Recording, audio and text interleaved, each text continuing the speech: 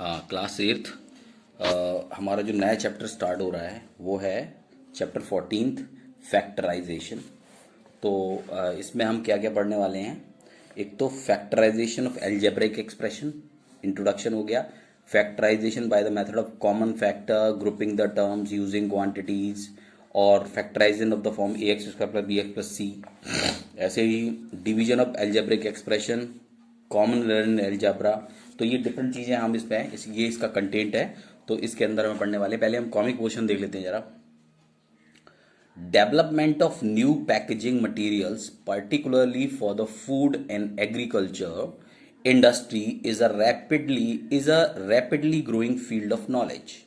तो new packaging, development of new packaging material particularly for the food, यानी food के लिए आप बहुत सारे कई तरह के नए नए पैकेजिंग मटेरियल बनाते हैं सो दैट कि जितना ज़्यादा कन्वीनियंट हो पाए लोगों के लिए, जितना ज़्यादा उनके लिए सुविधाजनक हो, जिससे for the food and agriculture industry, यानी फूड और एग्रीकल्चर इंडस्ट्री के लिए जो फूड जिससे जो पैकेट्स जिस मटेरियल से बनते हैं उनको, उनका नया नया डेवलपमेंट, उनकी नई नई टाइप के इस तरह के वो निकालना, पैकेजिंग मटेरियल निकालना, सो दैट कि शायद वो उनको उस फूड को ज़्यादा अच्छी तरह से प्रिजर्व करके रख पाएँ, और आप जब उसे लें, जब आप उसको खाएं या उसको यूज़ करें तो आपको उसकी क्वालिटी बेस्ट मिले, उसमें वही क्वालिटी मिले जो क्वालिटी उन्होंने उस फूड को पैकेट में रखते टाइम थी।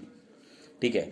Is a rapidly growing field of knowledge. तो इसमें ये जो है तेज़ी से ग्रो कर रहा है, ये फील्ड तेजी से ग्रो कर रहा है। अगर मैं आपका एक थोड़ा सा ध्यान दिलाना चाहूँगा कि कुछ आप देखना कि इंस्टेंट पैकेट्स आने लग गए हैं, कि इंस्टेंट वेजिटेबल्स वगैरह के, जैसे आपको पनीर की सब्ज़ी खानी है तो उसके लिए एकदम रेडी टू ईट पनीर की सब्ज़ी भी आने लग गई है, जो पैकेट में पैक होती है।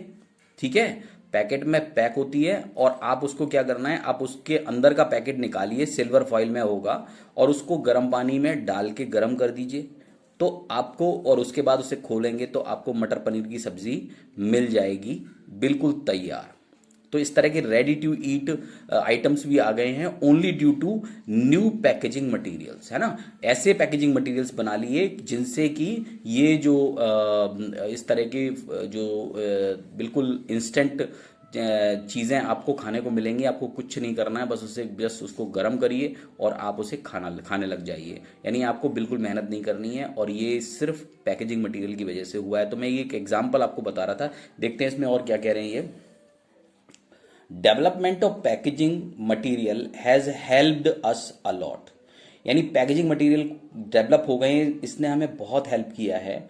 We easily get packed food which is fresh and ready to eat. अब हमें पैक्ड फूड मिलने लग गया है जो बिल्कुल फ्रेश होता है और हम आराम से सीधा खा सकते हैं। रेडी टू ईट यानी बिल्कुल तैयार है, आप उसे निकालें और खाएं।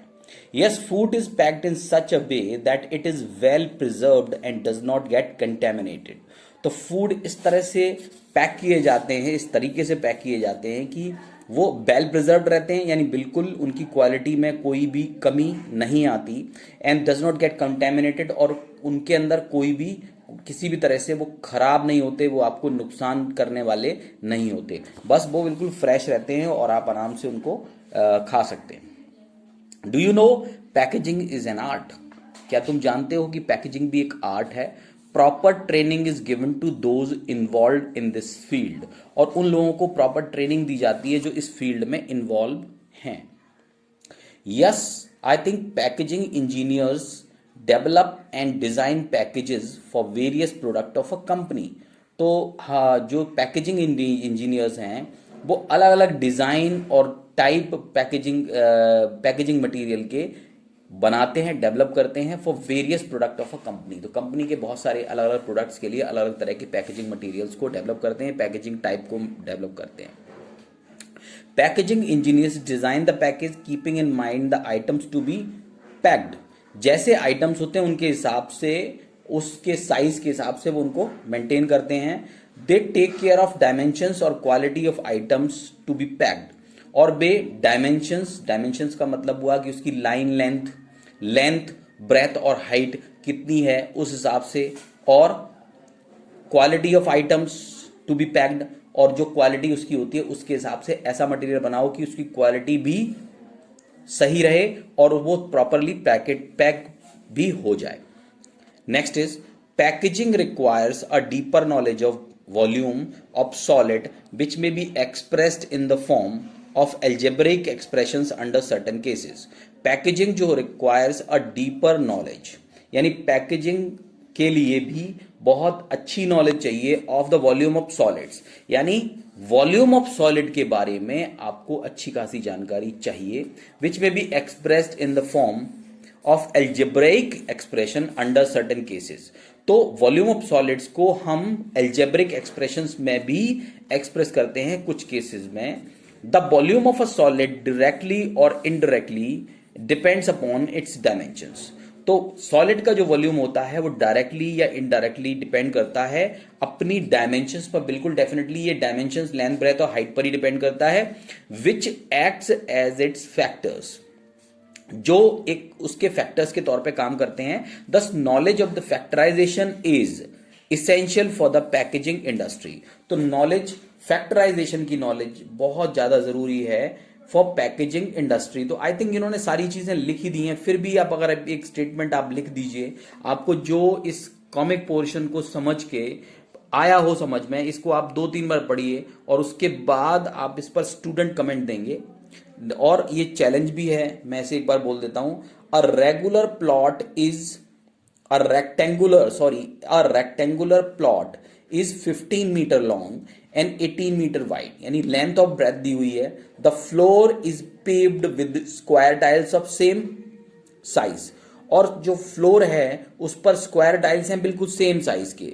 What could be the largest side of each tile and how many tiles will be required.